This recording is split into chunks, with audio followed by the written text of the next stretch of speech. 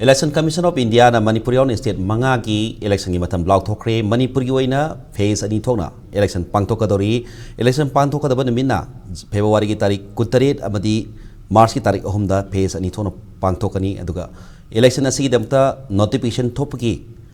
nimina ahanba phase gi oina February gi tarik amada aduga ani su phase gi oina February gi tarik ani da notification thokani last date of nomination na February ki tarik nipan amadi February tarik talama thoide oigeni haina ECI na thokpa notification amana hairakli amuka na miyam da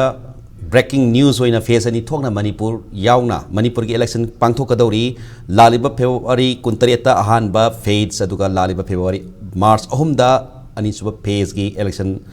pangthokadori aduga notification thoping matamna ahana phase ki oina February ki tarik amadi February ki tarik marida election issue of notification date oina lauthokre